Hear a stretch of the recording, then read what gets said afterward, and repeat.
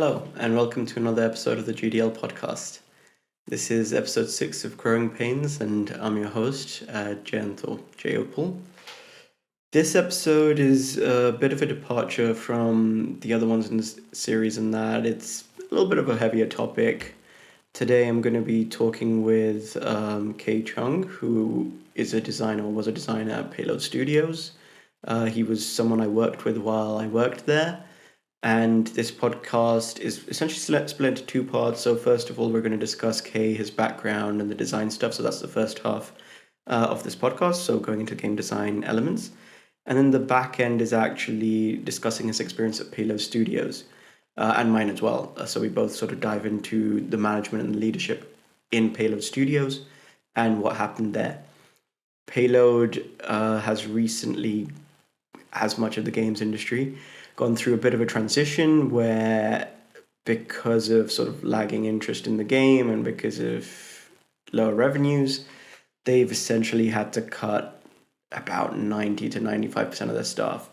So studios basically on the verge of bankruptcy, and we discuss some of the things that led it there, namely looking at the side of management and leadership and how that got Payload to its current situation. I think I've seen a lot of posts in LinkedIn from my network that go to discuss about sort of people being fired and being laid off and needing new jobs and the help and support that's there in the industry, which is all fantastic. But I think one of the things that we almost shy away from in discussing these days, at least it's not as prevalent in my network so far, is the actual role of leadership and of why we ended up getting into this situation where a lot of decisions were made during the pandemic period where, a lot of external money was taken into games. A lot of people sort of overhired, greenlit projects that didn't necessarily often make sense.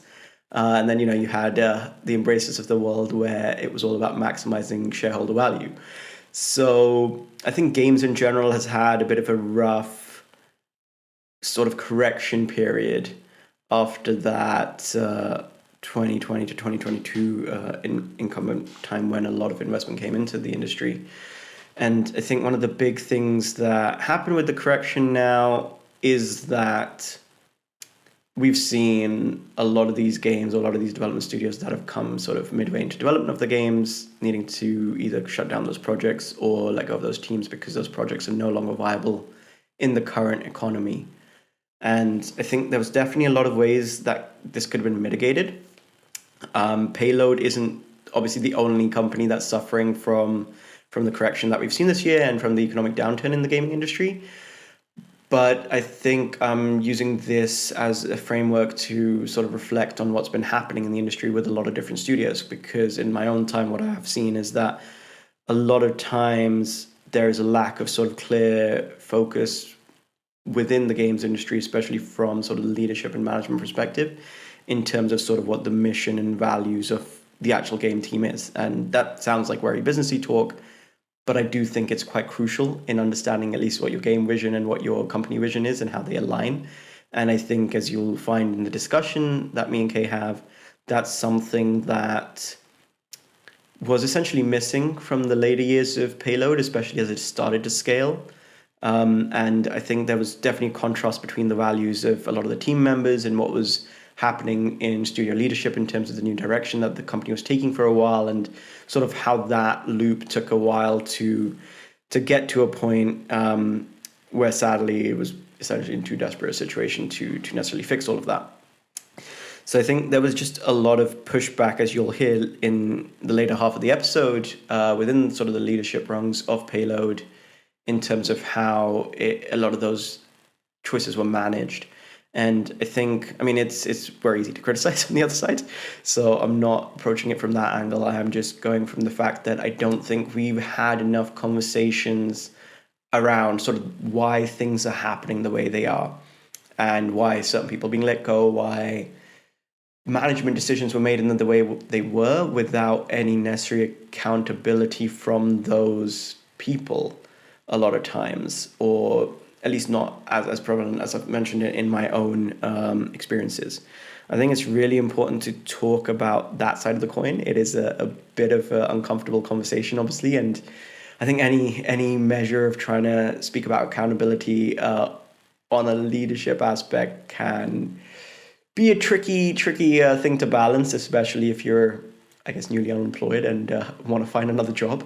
But I have definitely seen some studios where they've been very honest and transparent about sort of the processes that have led them to this path.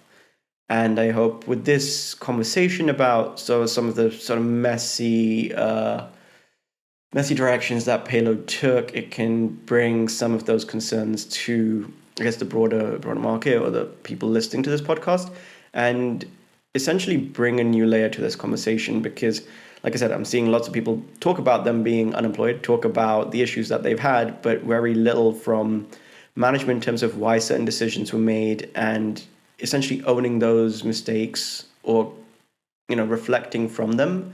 Because I think that's a very important thing to do for us to grow beyond the current state of the industry and to learn that, management and senior leadership come with responsibilities, and you kind of have to be able to manage your teams and be able to communicate with them and, most importantly, trust them to do their job. And when things aren't necessarily going great, you don't wait until the last minute to tell them what's happening and try and, collectively come up with a solution. I think obviously this is a difficult time. And I think a lot of times management isn't necessarily a core skill that a lot of senior leaders in the games industry always possess. Not saying that there aren't great leaders, there absolutely are. But if you're looking at things, I think a crisis definitely showcases different styles of leadership and how that goes to inform who essentially survives and who doesn't and who comes back better than ever. I think, the COVID pandemic, for instance, if we're looking at companies like Airbnb or any of the other sort of travel companies, there was a huge shakeup there. And you saw on the flip side, like some did really badly, others came back stronger than ever. And I think we've just seen this in the games industry where a lot of the leadership side has not necessarily been as vocal about what they've done, why they've done it, and what that's resulted in, and how we can essentially learn from that and grow from that. Because if you kind of sweep it under the rug, I think a lot of the same mistakes will be liable to be made again in the future, especially if there's no accountability and learning from what's happening right now. So this is more a frame for that conversation, and we're sort of diving into Payload because that's the closest thing that myself and Kae know about that we can speak to in terms of the leadership angle of that. And I hope that more people will have that conversation and can essentially just learn from this so that, we can get to acquiring those skills or have some kind of preventative measure in place when a deal looks too good to be true, or when we go through these scenarios in the future. Because the games industry is huge now, and this isn't going to be the only time of hardship that we're going to have. It's going to be a rough industry at other points too. And I think, both the current generation of employees who are going into becoming managers and leaders should hear this, but then also from the manager and leadership side, I think it's absolutely important to speak about these messages and speak about your role in essentially making those decisions and why they were correct, why they weren't correct. I think it's just as simple as having that retrospective on a broader scale with industry leaders so that everyone can essentially learn from that. And I haven't heard as much of that, and I've said that enough times now. So please enjoy the episode, learn from it. And yeah, let's get this conversation going. I really hope that there's more useful tidbits in this rather than us just demotivating people. So thank you for listening as always, and enjoy the episode. Thanks so much for joining me, Kae. It's been a while. Well, not really, but it's been a while. And yeah, in this episode, I think I wanted to split it into two parts. First of all, we talk about kind of design, your journey into design in games, especially on the indie side with Payload. And then the second one, the kind of juicy gossip element of what the hell just happened to Payload. Yeah. It seems like the whole company's just drowned. Yeah. So Yeah, I mean, let's save that for the later part. We'll start with kind of your background and what led you to design at Payload. Sure. I have a background in QA. I worked for That Frontier Developments, okay.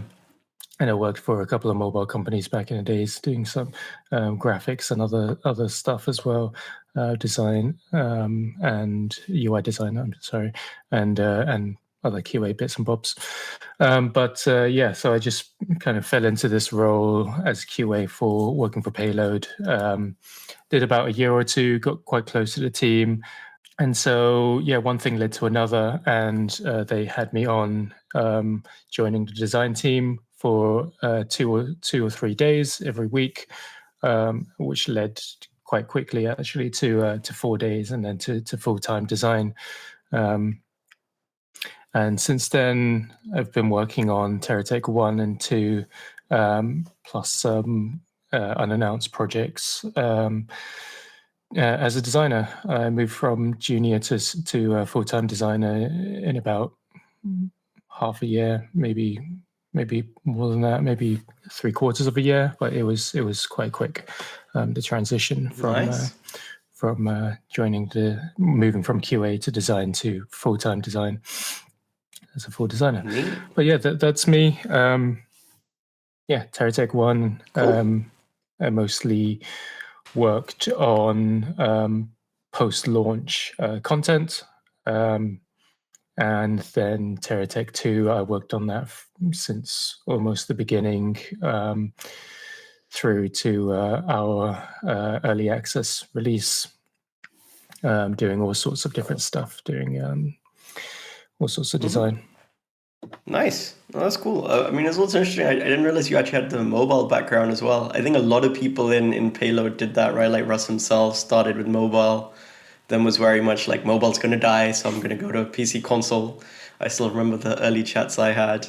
Yeah, But yeah, yeah. like Yeah, there was a when big I mobile boom, right? So a lot of the background of the Payload people come from mobile initially, and then they kind of that translated into from mobile gaming into PC gaming. But the guys at Payload have incredible amounts of experience. They've been working on games for a very long time now. yeah, I mean that's both, I guess, a detriment and a boon to the studio in some ways. It is, Um, yeah, you're probably right. Some of our kind of working methodologies are very old school, and it seems like people are used to some of the old style of game development, compared to what it really is now. Yeah, no, I think we can touch on that in a bit. But yeah, no, I also I think when I joined, it was growing, so we were like 30 to 40 people when I joined. So different scale than when you were. But Yep. yeah, it Yeah. was definitely a weirder studio. Let's just say, like I'm very grateful for them to have let me into, like, I guess, the games industry, because it is very gate kept. But yeah, it was an interesting experience, and I also did the bouncing around thing with production, design, and then Yeah. publishing, and Yeah. I'm yeah, not there was a sure. lot of things. Yeah, I'm not sure. I can't remember if you've mentioned where you've worked for, or who you've worked for before, Jay. But Payload really was one of those really indie studios. Like, as I mentioned, I joined when we were about a handful of people, 10 people, and then we started to scale very rapidly when we got funding. And that was when you joined. So you kind of joined in our transition phase, when we still didn't know what we were doing, with all the Yeah, money. yeah, I remember. Yeah, I remember. And in the middle of COVID as well, of in the course, middle of best COVID. time. Yeah, yeah, we ended up scaling up to about 50 or so people, and then yeah, we started to run out of money. Yeah. No, so we'll get to that and what's been happening in the industry. But yeah, before we get to that, I do want to know, I guess, just more on the design side. What sort of, I mean, if you've had this background with UI design, with mobile, with Frontier and other things on the QA side, obviously, and that's led you to this time in Payload where you've gone from junior all the way to kind of essentially senior designer. What is kind of your design ethos? What are some like key tips, especially for young people right now that are looking at design and game design specifically, being hands-on and things like, what are some of the key lessons you've taken away and what's your ethos when it comes to designing games? When it comes to design in games, I initially, when I first started doing some design work, I was super excited. Obviously, it's the first time that I had done design for games. Um, and I wanted to go big. I wanted to do big things and impress everyone. But you quickly find out that doing big, complicated things is not the way forward. At least not in any type of small indie game or a game like Terratech. Hmm. You quickly find out that you are on a team of people, you're working with other people, and there are so many different connected parts that have to be put together to make it a success. By making big, complicated things, you're putting a lot of stress on the rest of the team. Um, and also, you have to really look at your audience. What does your audience want? Um, is it something that's big and complicated and kind of massive fireworks and whatever, or is it just something that they can sit down and relax to and have a good time without kind of finding out all of these mechanics and small intricacies of your complex design? So yeah, I would say that the first thing I learned and my kind of biggest tip to a new designer is just to keep things simple. Don't overdo it. Complicated things are great, but simplicity is really best, both for your player base and for your team. Nice. Yeah, no, I think for me, because I come at least from the tech background, I come from a product background, and game design in a way is very synonymous with product management in kind of wider tech. So I think there's a lot of like synergies across the two fields. Where, like you said, it's usually the kind of those small little tidbits, right? Like the little things that really build the whole experience, and also don't kill the team in actually doing it, because you Mhm. kind of do have to just speak with everyone essentially. You got the data side, you got marketing, you got the coders, you got pretty much everyone that you got to kind of navigate between Absolutely. when you're Absolutely, building this yeah. function. A huge part of working as a designer in a games company is just communication as well. You really need to communicate with your team. You need to make sure everyone is on board with the idea, how it works, how it is tested, how long it will take, and all these things. Like, if you make a big complex thing, it's going to take a hell of a lot of time, and production are not going to like you, nor are your coders or your QA.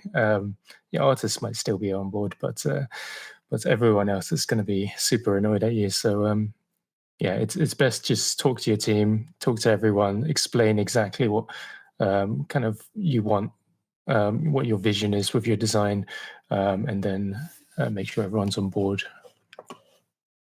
Nice. That's always a good tip to have. And then you briefly mentioned, like listening to your audience, and this is something I think in every sort of product that comes about. But like, to what level do you listen to your audience in terms of when you're building kind of a new thing for the game, right? Because like, you're still the one that essentially knows it best in a way.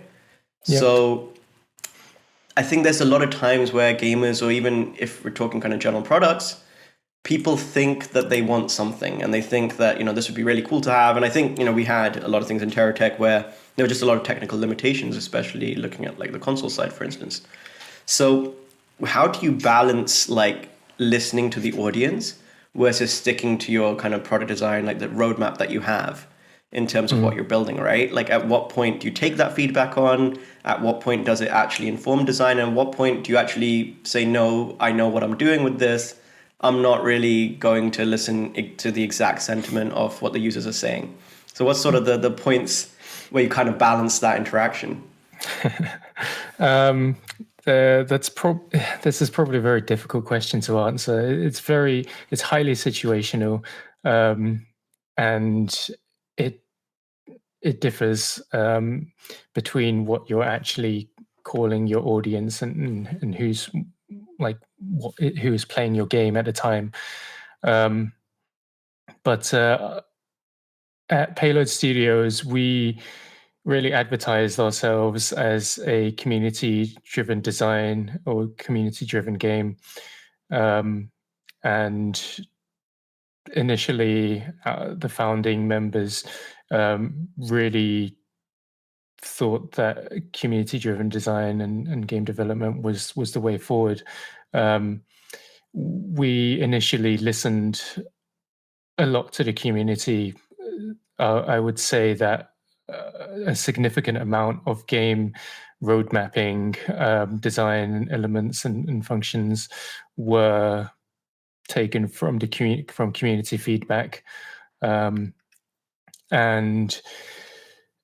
it was probably a 70-30 split between community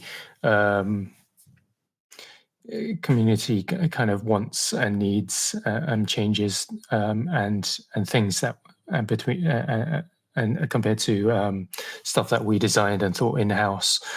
And that way of design was very slow. It was very difficult to determine exactly how much people wanted something. And in the end, when we actually finished the things that the community wanted, there were still just more and more things that the community wanted.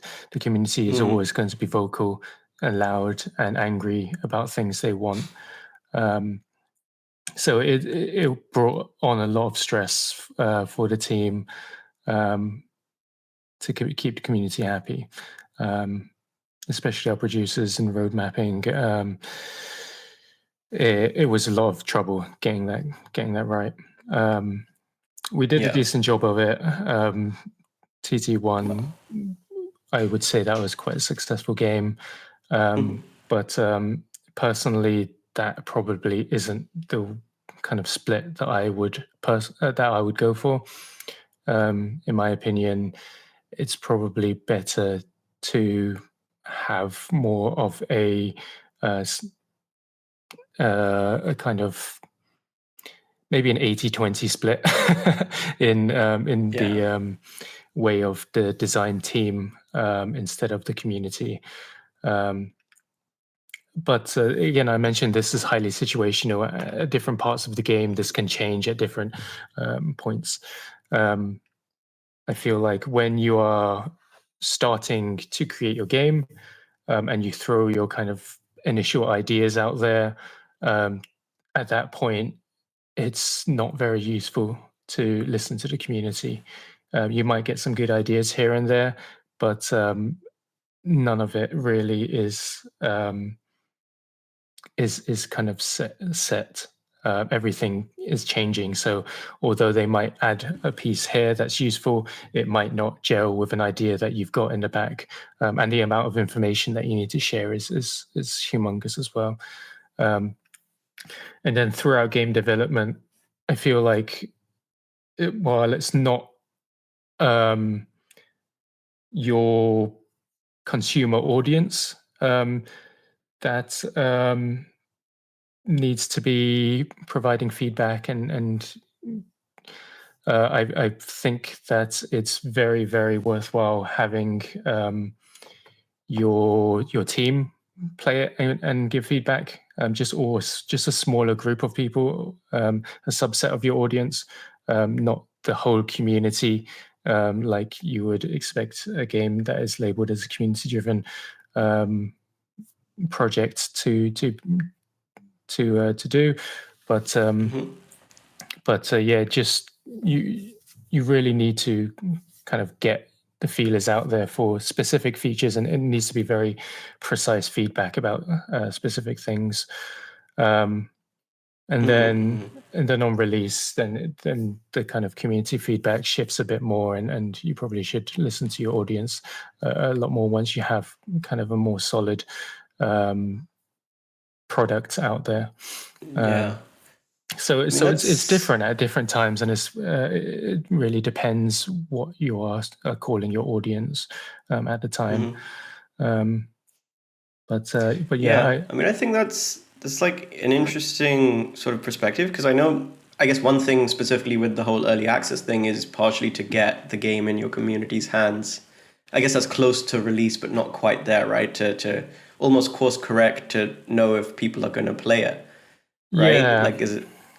Yeah, you're probably right. I mean, the definition of early access really has changed over the years. I think we're going to talk about that later, but yeah, that at the point where you're releasing an early access game should be where you're kind of starting to get the feelers out for you and get the community feedback in to help you kind of steer what you have built in the right direction.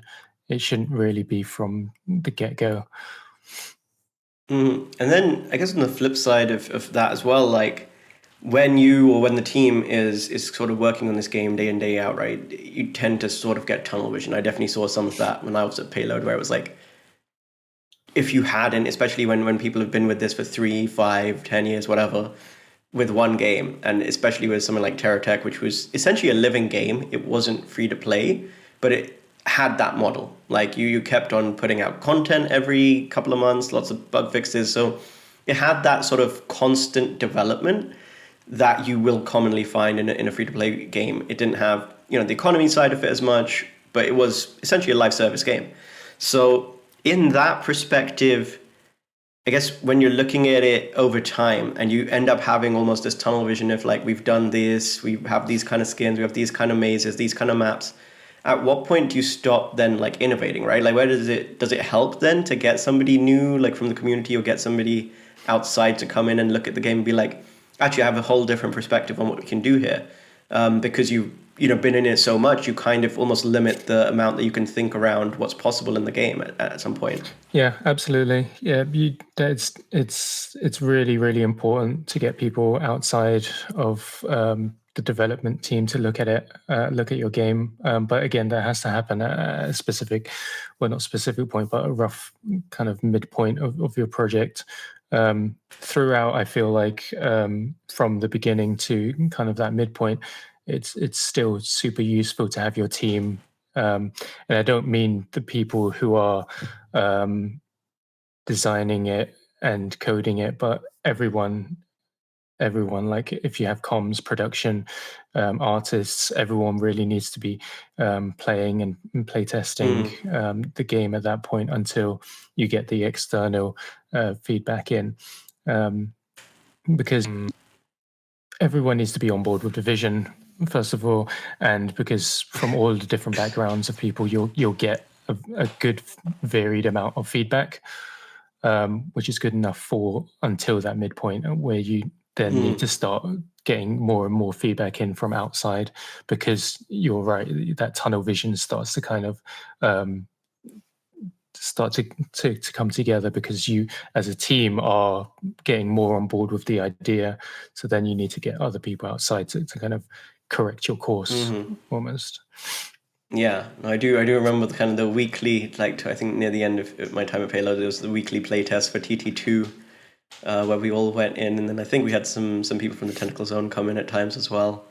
Yeah. And that was definitely a cool perspective to see how the game was changing and like the different sort of elements that we wanted to throw in. And yeah, I mean the development was haphazard. That's the least I could say from the time I was there. I was in a lot of those meetings, and yeah, honestly, it was a mess. So I guess we can probably get to that now. So yeah, let's see Payload. So I mean, I'll frame it. I know when I joined, like you said, it was scaling. We were full steam on TT2. I think the initial concept was there about half a year to a year before I joined, and then it was like very early days, just getting the big investment from Tencent. And yeah, really looking to push on that side. And I came on obviously in the sort of data and marketing sides, worked with production design and then also publishing mostly. So got a good feel for everything that was happening. And it was a mess. It was honestly a mess. I think even TT1, I know the backstory from what production people told me, where Jamie, one of the producers, was just at an event. Like Payload was originally struggling, and he met, I think, was the YouTuber like Latlan or something at the EGX or something, I think it was. And then yeah, like they just chatted about the game. That guy liked it and was basically started doing a series on it, and that led to other YouTubers picking up TerraTech, like Jacksepticeye and all. And that's essentially what saved the studio, right? Like that is at least the framing that I got was, Jamie managed a network and saved the studio by getting some streamers to pick it up for free. Yeah, well, it's hard to say what exactly made it a successful game, but the streamers, yeah, they definitely helped. They brought in hundreds and thousands of viewers who turned a good percentage of them turned into purchases of the game. So yeah, we were hugely thankful for the streamers that got us our initial audience. So yeah, it basically allowed us to be discovered. But once that discovery happened, and we started getting a very good, a very solid user base, it only picked up from there. The kind of streamers fell off, but our user base, our audience really carried on going strong. So yeah, that was, I guess, the catalyst, the streamers for the success of the game. But yeah, it carried on its own two legs for a significant amount of time after, and is still going very well. Actually, I think the revenue is still growing from month to month on that game, if only just by a little bit. But it's quite impressive for a game of such age. Yeah, it's like 8-9 years old now, right? Something like that. Yeah, it's crazy. No, I mean, like, absolutely. I think, like you said, I think these streamers, honestly, with the spark, and then that led to, obviously, with you guys on the design side, with production, like everyone was constantly iterating and essentially building on top of the game, right? So I think the constant support definitely helped the community. In a way, it's very different to what you see in the freemium or free-to-play market, or even kind of other DLC-based ones, where all the content is sort of drip fed as like paid extras, whereas here it was like, like you said, from the community mindset, you were giving that content almost for free. Yeah, and I think again, we started as a very community-driven development game, and we really did love our community, and we had promises to ourselves never to do these kind of free-to-play things like drip feed content, and sell like content for DLC and stuff like that. So that was really a personal promise that we kept to ourselves, and we did stay true to that while still being successful. So yeah, that was that's a thing I'm very proud of, actually. Nice. No, I mean, I think that's really good, right? Like, because I think a lot of studios fall prey to that kind of low-hanging fruit almost of, you can monetize the crap out of a lot of these people and, make money and survive and, get rich. Yeah, we've seen that a lot. You definitely can. But I think that if you do that, you basically are in danger or risk of pissing off your user base, right? And that will get you a lot of money initially, but in the long run, your user base will fall off, and your revenue will also fall off because of that as well. Yeah, especially on the PC console side. Okay, so I guess switching from that, we're moving on to TerraTech 2 now. TerraTech 1, kind of the underdog story. Indie studio comes out of nowhere, manages to just make ends meet, gets the spark, builds on it. Obviously, very community centric, like all the right things in a way, right? Like this is what all the game devs want. This is what all the sort of community wants. So TerraTech 2, what happened? I guess I know some of this. I know there was a lot of issues. Originally, TerraTech 2 was planned as a free-to-play game. I think that's part of the reason that I was brought on as well. But yeah, what happened? What was the initial, and I can speak to this as well a bit, but like from your perspective, what was sort of the initial pitch? What was the initial sort of progress in TT2 and where a lot of these sort of growing problems with the studio growing started to come about? Yeah, it definitely, as you mentioned, it was really from the very beginning that I believe anyway that there were problems with the game's vision. As you mentioned, TerraTech 2 was initially pitched as a free-to-play,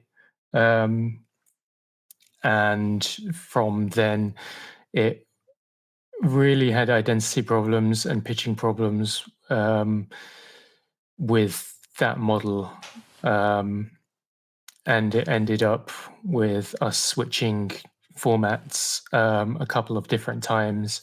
And obviously, the free-to-play model is hugely different from the premium model. So it meant that we had to basically shift our entire thinking and design from one kind of product to another. It ended up being a completely different thing than we first imagined it to be.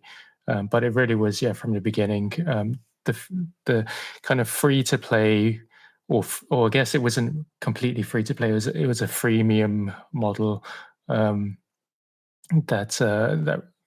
we wanted to push. And it just, in this kind of day and age, a freemium product just doesn't cut it the way that we initially planned it to go, where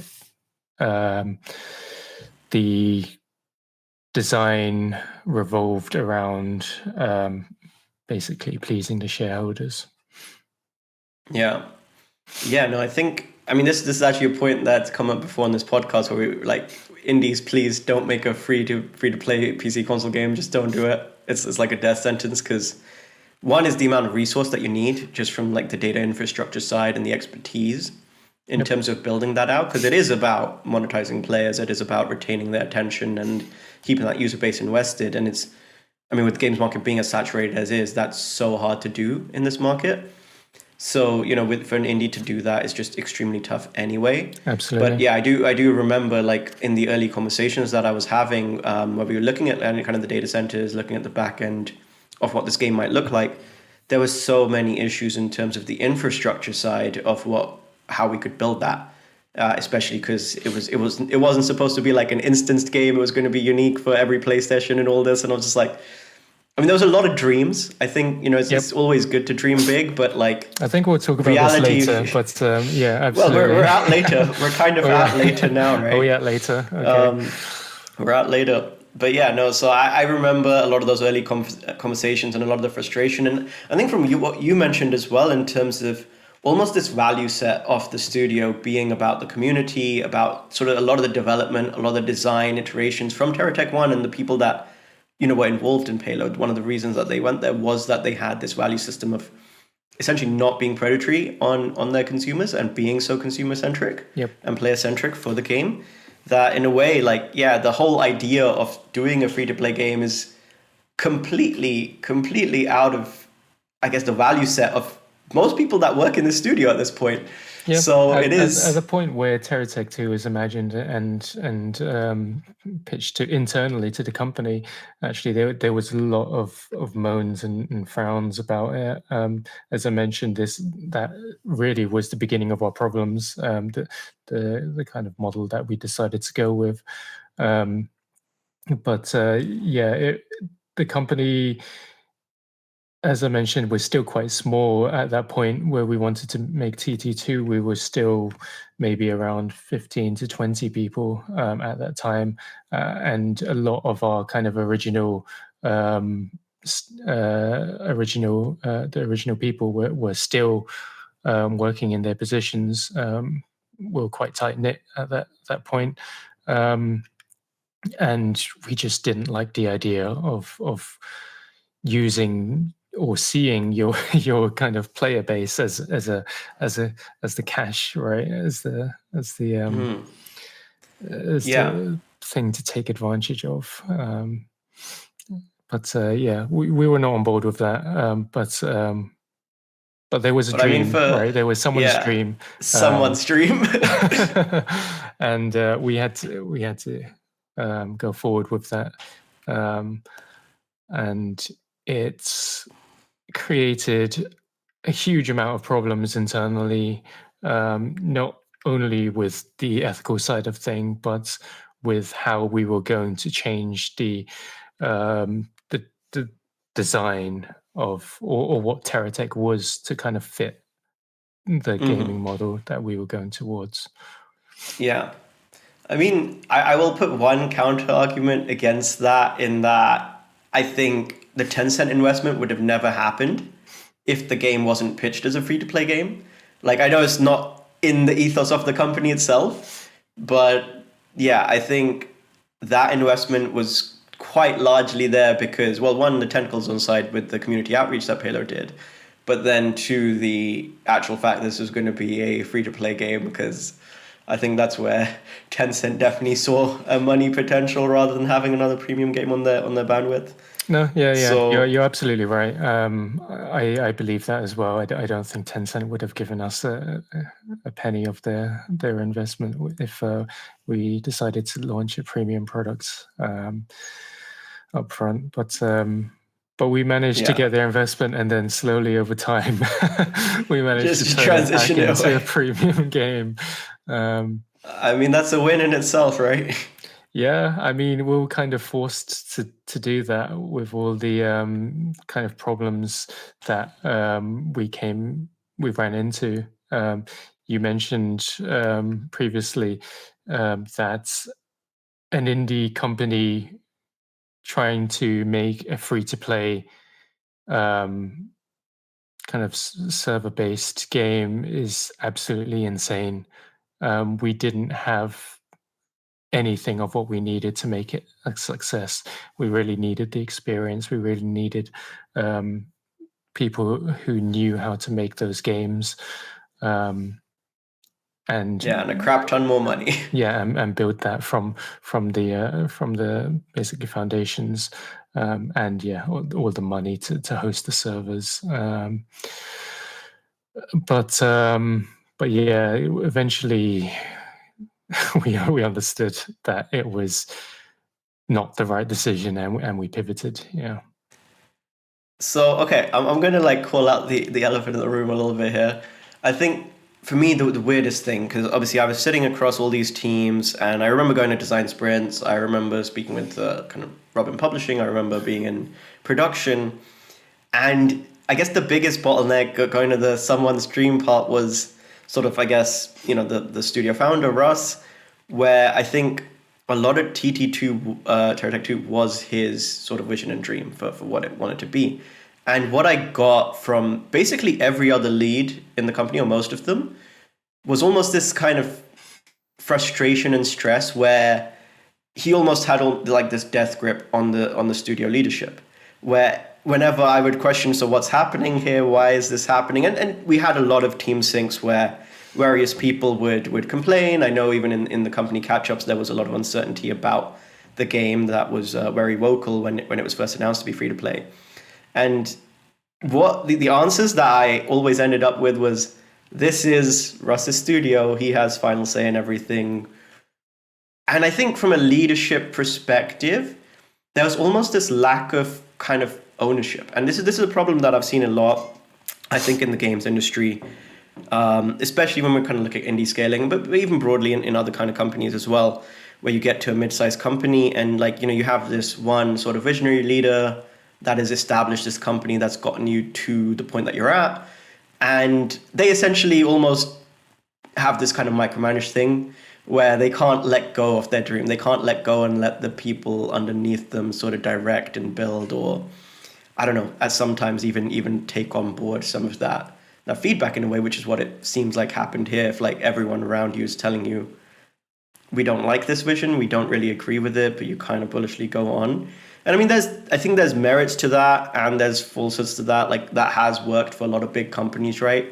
Like if you look at something like Apple, Steve Jobs wasn't exactly known for democratizing his decision making, and they're like one of the biggest companies in the world. So it's not necessarily to criticize them, but like there was such a sort of difference in terms of the overall value of what the company had established for itself to pivoting to this. And then even just from a leadership perspective, there was just so much, I guess, struggle in terms of these people that were leading teams not really having a say over what they were building or how to even direct their teams at times. But yeah, so essentially you had this thing where I guess the studio leader, ended up being almost this bottleneck for any decision that was supposed to be made. And you could definitely see that within the teams, because I remember like different teams would complain about other people in the company internally. Obviously, I was part of a lot of these things, so I heard a lot of the juicy gossip behind the scenes. But yeah, like there didn't seem to be sort of this combined sort of camaraderie almost that you describe with the original TerraTech 1 team when it was like 10 to 15 and when it was scaling and coming into that sort of atmosphere myself where I'm seeing, and because I was seeing people in different teams and working with design, working with production, working with publishing, and there was definitely points where people would complain about each other on those teams that honestly it was quite jarring to join this, where I was like, oh, okay, so these people are complaining about that person's complaining about this person, and it's like there's just no effective communication. And at the end of it, it always seemed to go back to, I can't make a decision as a lead because I need to wait to get it approved by this other person. Like there's almost just no trust in allowing your leads to lead. And I think part of this is definitely a top-down cultural thing. But at the same time, I think it's also just from those management and leadership perspective of those people not pushing, I guess, for their own roles or for their own sort of duties, and to, I guess, show that they wanted to have that ownership. I think that was definitely sort of a conflicting point that I saw in the studio. I don't know how much you agree or disagree or what you want to say on that point. I mean, yeah, you're definitely correct. We've had a very waterfall-esque kind of management or direction in Payload. Russ basically controlled all decisions that were going on, even very small things. It was really his dream. It was his baby. He created TerraTech 1, and he really wanted to create the sequel to it. Obviously, we all enjoyed TerraTech 1. It was an excellent game that we worked on, but TerraTech really was Ross's thing. And yeah, it showed through all the leads and the team meetings that we really didn't have control of things that we wanted to do or have in the game, or we weren't really, or the leads really weren't on board with what Russ wanted, because that was never going to change. Russ was never going to let go. So the leads really needed to know exactly what Russ wanted. And that wasn't how it went. The leads had their own kind of branching decisions of what they wanted the game to be, because we made TerraTech 1 as a studio. So we thought going forward that it was almost like it was our game as well. So we really wanted to make it how we wanted it. But yeah, Russ had a different idea. Everything really had to pass through him. We had a lot of trouble at the start of development with direction. We didn't have any documentation from Russ or the leaders on how we wanted to design the game. And by the time we did, it was already kind of mid-development. And even so, once we had this documentation, this kind of vision of written down of how Ross wanted to have the game, it changed. It changed every single time we would design a new feature or make a decision about something. We look back at the vision and we ask ourselves, is this the same? Is this kind of what we wanted in the vision? And the answer would always be no, but the vision's old and we'll change it. We'll go down this way instead. So the design and the vision was constantly changing. It was almost like we didn't know, or Russ didn't know what he wanted himself. He couldn't write down his vision and share it with us because he didn't know what it was.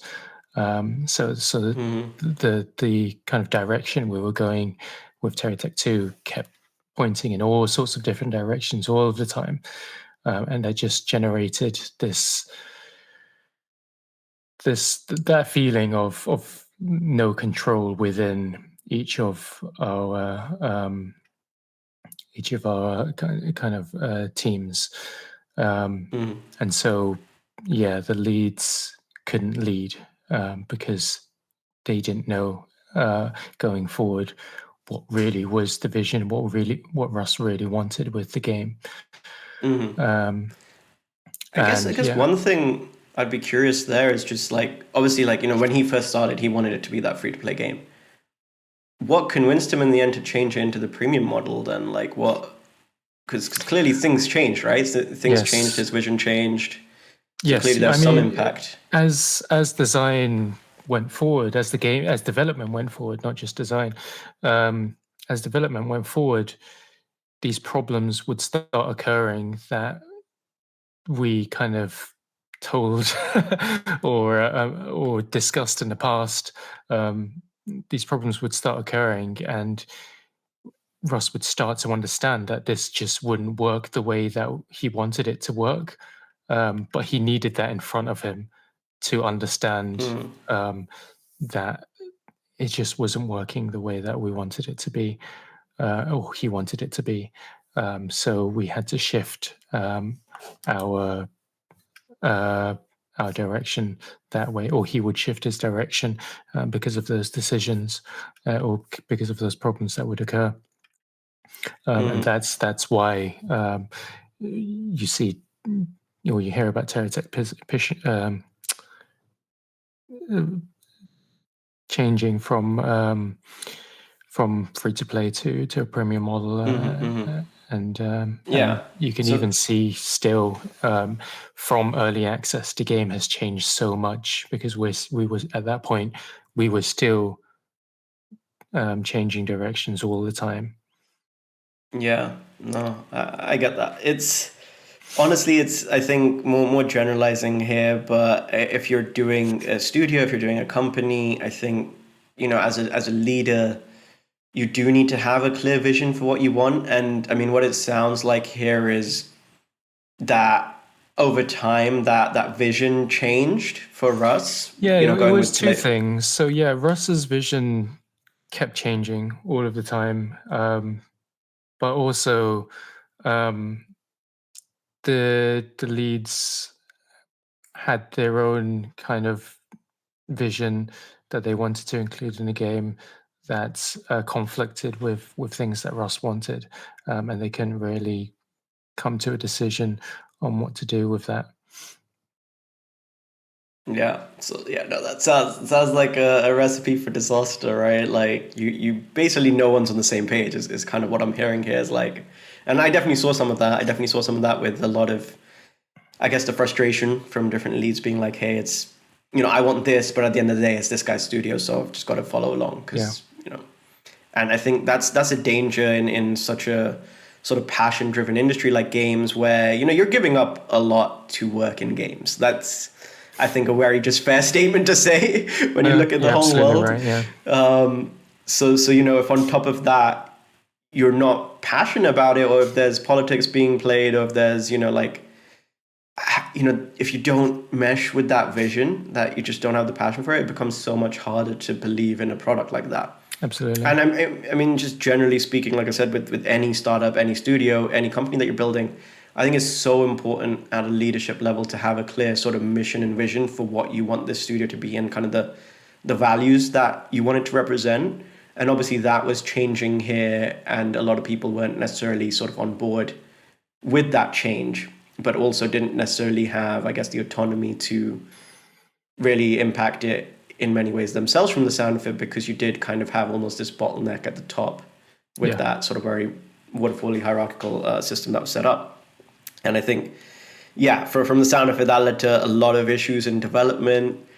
I guess, taking that forward, tell me about the early access journey and, like, I guess just the last few months since TerraTech 2 has been coming out. What's been happening? Because I know you said, initially it came to very lukewarm reviews, and over time the team sort of helped build it back up a little bit.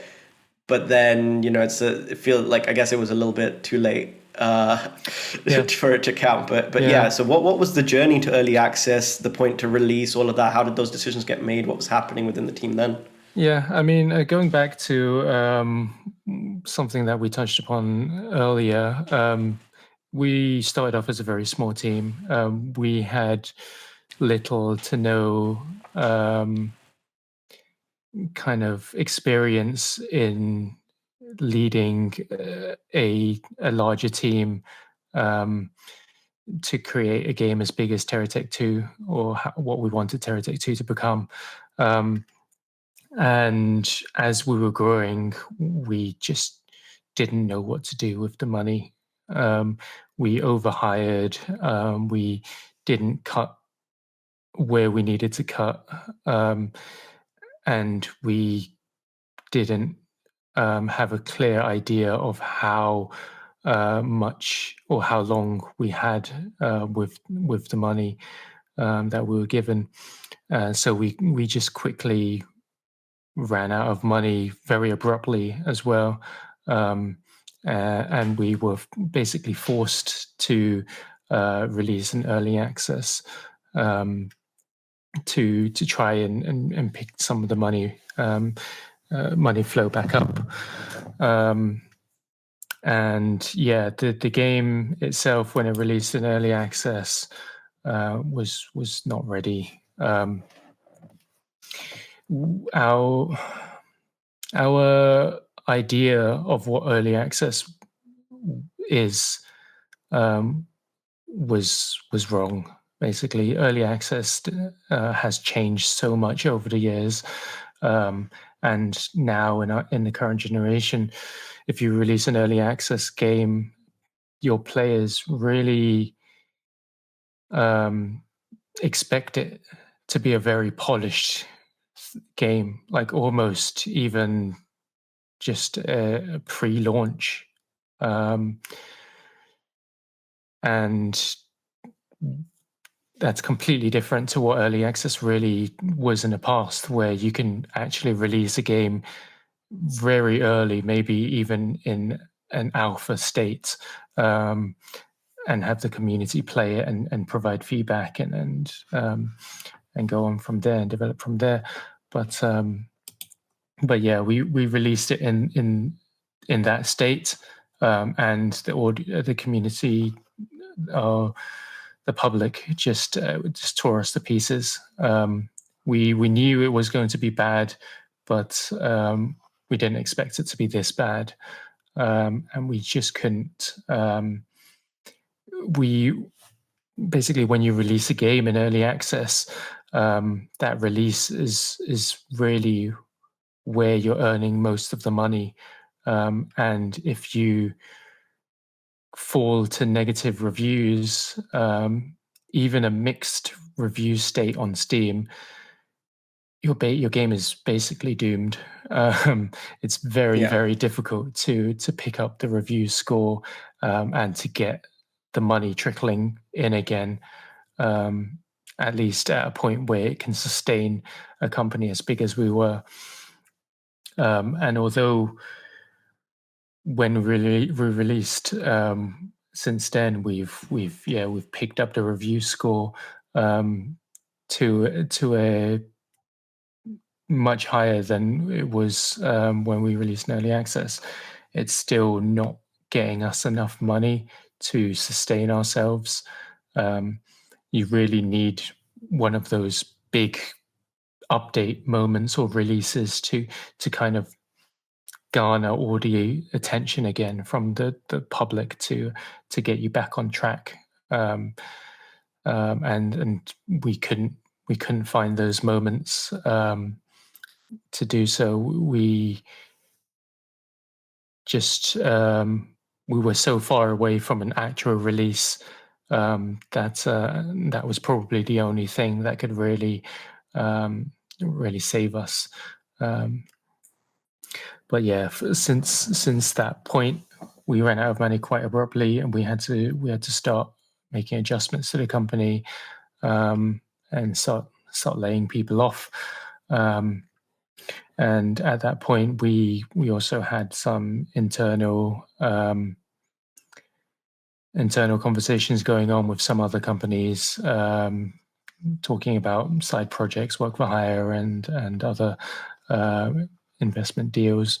And again, very abruptly, we ran out of money completely.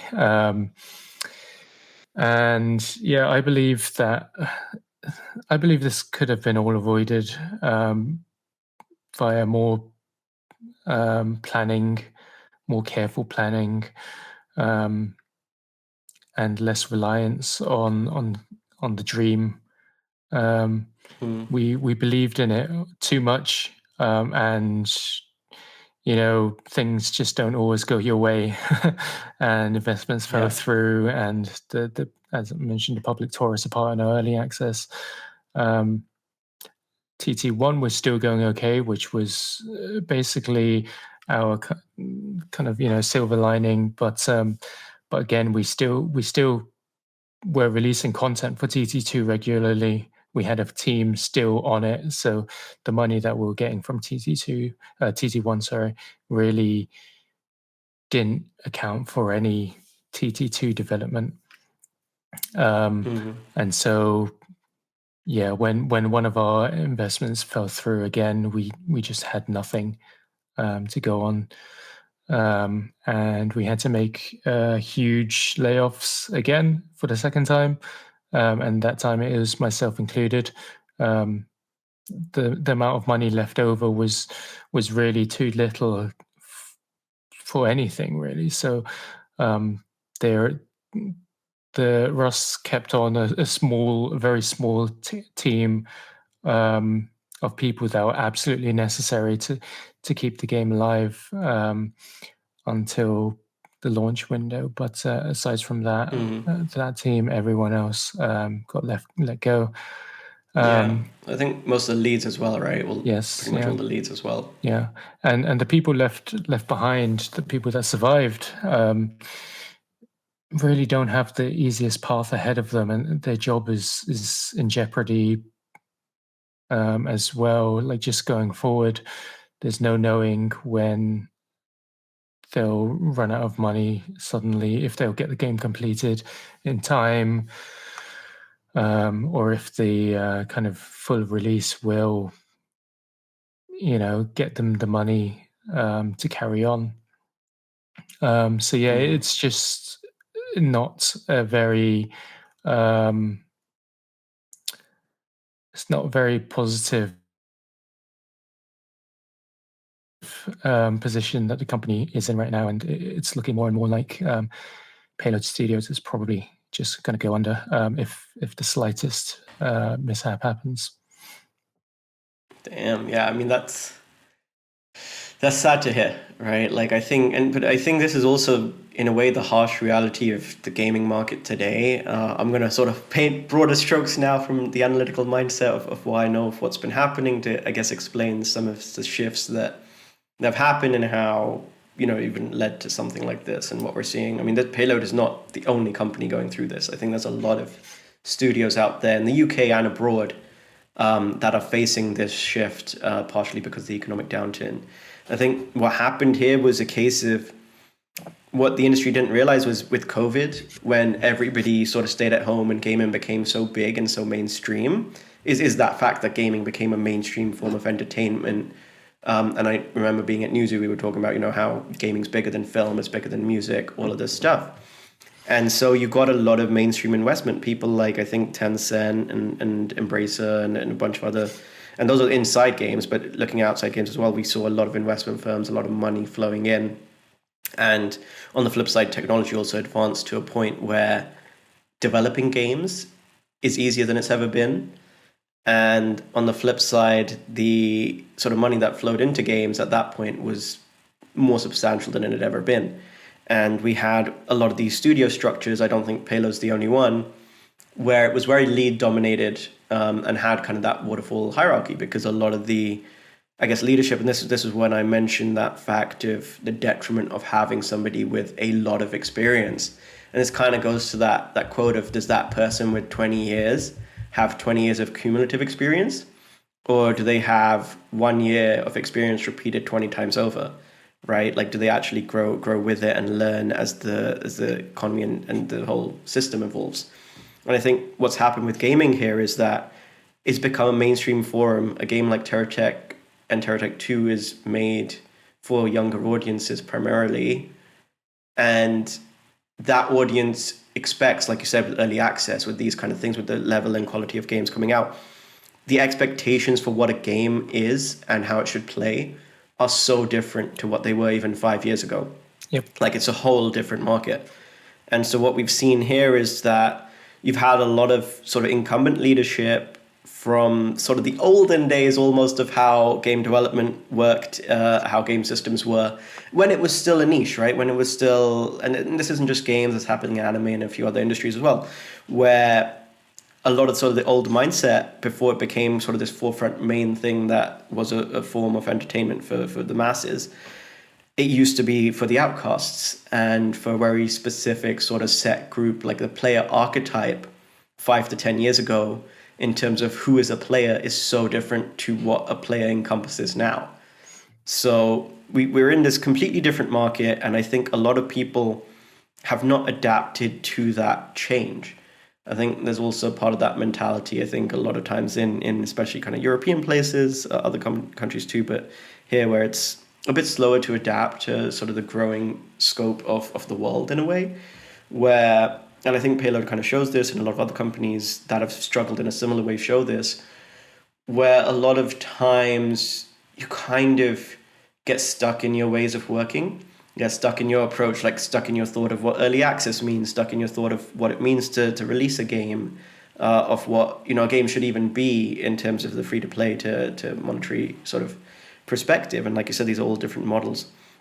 So I think a lot of this just comes from almost this failing to adapt and change from a leadership perspective, where especially when you are an indie game and you kind of do live and die by, one, your community, but then two, by the people inside the team, it's so hard at that point to imagine a company succeeding in the long term when the employees are not happy, when the community is not happy, and when you're not able to sort of adapt to the changing spectrum of what the player base wants or needs, and what I guess your company needs in terms of the scope and the people to drive this change. So it really does sound like that there was a lot of issues from sort of leadership down in terms of a lot of the decisions that were made. And then on the flip side, it is definitely also just a very tough economy, that the world for games has changed. Yeah, absolutely. Level expected of games has changed. Yeah, I think in a different economic kind of timeline, we definitely could have survived a bit longer, and that may have just given us that time to create a successful launch game. But yeah, no, right now it's just very tough. It's very tough for everyone. There's so many studios closing down every day, really. Well, maybe not every day, but Yeah, I mean, I guess going back to your point of it could have been avoided or it could have lasted longer. I guess what would you say with retrospect in mind, or even just as a warning of, at what point would you have changed things, or what would you have liked to see change that you think might have helped the studio survive or might have mitigated some of this? At what point? I mean, As I mentioned, there were problems from the very beginning. The Mm-hmm. the leadership really needed to be like one with each other from the beginning. If we wanted to create this game with Russ's vision, the leadership needed to know Russ's every thought on the direction that he wanted to go with it. Um, and he needed to trust them, right? They needed to really be one with each other. But to basically create a kind of steady flow of game development. Um, but but yeah, there would still be problems that arise within that, but they'll just be much more manageable if everyone can Mm-hmm. rely on each other and everyone can kind of trust each other. You mentioned trust before; it's huge, and yeah, that needs to happen for a very Yeah. stable game development environment. Yeah. No, games are not easy products to make. I'll say it as many times as it needs to be said. But no, I No, absolutely agree. I think for me, whether it's an indie studio, startup, even a small to mid-sized company, like I think there needs to be a unified vision that the company is being led by. And there needs to be that trust and that sort of autonomy given to people to be able to build things. Like you just don't have the time to be sort of a blocker in a lot of these things, especially in an industry that shifts as fast as ours does. Like waiting around is not going to help things at no, all. absolutely no. It changes so quickly. You need to be on top of that. So I think, yeah, the trust point and having that clear leadership, having that clear vision, I mean, I yeah, agree is like saying that, like very having important. everyone on board and leadership in harmony, kind of with the leads, the CEO in harmony with leads, or vision holder in harmony with leads, even is super important. But you're still going to come across problems just because you don't understand how things are going to play until you have it in front of Mm-hmm, you. mm-hmm. So I think that another problem that Payload had was we were reluctant to basically decide on something on paper and go with it quickly enough to be able to make that decision to just say no, this isn't working, right? You need to be able to rapidly prototype things, to have it in front of you to see if it plays well with the rest of the game, and then you can throw it away if it doesn't work. But you need to get that decision rolling. You can't just sit there and talk about it forever, because Yeah. it's just not getting any useful game development done. Yeah. So almost this idea of like fail fast and Yeah, iterate absolutely. Yeah. rather than just endless pivots without any sort of sense of direction. Yep. Okay. No, I think that's very useful and definitely I think shines a bit of light on what's been happening out there in the industry in general. Because I think there's, like I said, I don't think Payload's the only one facing this issue. I think there's a lot of studios that just haven't been able to sort of understand how the industry shifted for one. And then again, like I think the business side of things is often relegated in game studios and in gaming in general, where people are like, we don't want to think about mission, vision, values, all this stuff, what we stand for, because that sounds over, that is business talk. But I think it is this thing of like understanding why you're doing something and why you're unified by a core mission with your company helps so much in getting you on the same page and helps so much in getting you sort of passionately invested in something. And you absolutely need that in a games company because it is a hard journey. And honestly, it can be very rewarding, but it can also be very cruel. Yep. We know about the crunch and the background in the industry. We know about all the issues that have been there. Yeah, luckily But yeah, Payload didn't believe in crunch. We never did crunch, but I've done it in the past. Yeah, it's not nice. yeah, no, exactly. So it is one of those things of, I think people need to understand the broader dynamics of what's happening in the industry. And, from a leadership perspective, definitely you need to understand what you're building and why. Yep. And how that's going to sort of be informed in the future as well. And you need to be able to communicate that mission, more importantly, to the people that you're working with. Yep. and allow them to do their best work as well without Yeah. obviously standing in their way too much. Yeah, in a small to medium sized company, this is it's super important.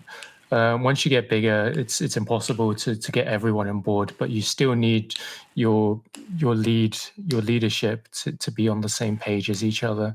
Nothing would work if everyone wants just doesn't agree with the decisions that you're making.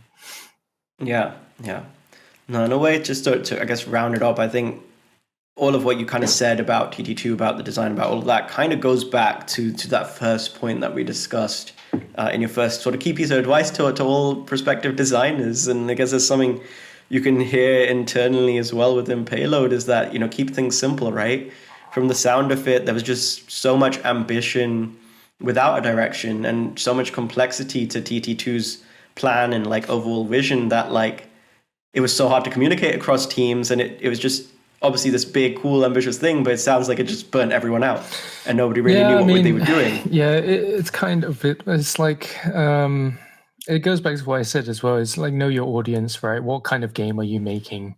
If you want to make a big complex game, then make it. Just make it. Don't try and think about all these kind of side strings of player base or whatever that you can kind of wind into it. Just do what you want to do. Don't sidetrack too much. Like, if you want to make a simple game, make a simple game. Don't try and put depth and whatever into it. Just, you have a vision, go for that. Mm-hmm. And until you fail, basically, and then iterate and hopefully do better. Well, I mean, if you fail, there's loads of different reasons for failing, right? It's not necessarily that you don't have a vision, but no, absolutely. I think it is one of those things of definitely just try, right? Like, move fast, fail fast, iterate, build on the experiences that you've had. Like, every failure is an opportunity to grow and learn from. As generic as that is to say, it's still the kind of truth. And I think it's a very valid thing in the games industry. But yeah, thanks so much for having this chat, Kae. It's been, I mean, it's a sad story to hear about what happened, and like, Payload was also the place that I kind of got my start in, especially like PC console games. So to see the studio come to what it has been is disappointing and kind of sad. Yeah, absolutely. Yeah, as I mentioned, I've worked on the game since its kind of very beginning, Heretic 2 Worlds at least. And Heretic Worlds, I put a lot of time and effort. I mentioned that we didn't believe in crunch, but people worked outside of the kind of time allocation, just because we loved the game and we wanted it to be a success. And yeah, it's super sad. The people who worked at Payload, all amazing people, and it's been the most relaxing, most I guess friendly company that I've ever worked at. And it's sad to see it go, but yeah, everyone has to move on, right? Unfortunately, yeah, that is the world we live in right now, especially in this economy. But I mean, thank you so much for your time. And I guess, yeah, if there's one takeaway from this, I guess, sad story, and hopefully for other people, this can act as almost a warning sign of, know what you're building, know why you're building it, and empower the people working with you. Give them the trust and the respect to understand that you hired them for a reason. Allow them to do what they're good at, enable them to do what they're good at, instead of standing in their way. I think it's definitely hard to let go at times from a leadership perspective, but that is one of the most important lessons any leader, I think, can learn, is to let go and enable their team, even if they think they can sometimes do it faster. Yeah, believe in yourself. Thanks so much. Believe in yourself, but not too much. Yeah. Don't be egotistical, right? Yeah, but yeah, thanks so much. Any closing thoughts from you? No, it's good talking to you again, Jay. If you're looking for a game designer, I am open to work now. You can find me on LinkedIn, linkedin.in/kakui-chong or whatever. I can't remember my LinkedIn. Should be able to find me. I mean, if you are looking for a designer, I would definitely recommend Kae for sure. But yeah, thanks, Gabe. I will catch you around. All right, I catch you good around. one. Thank you. Bye.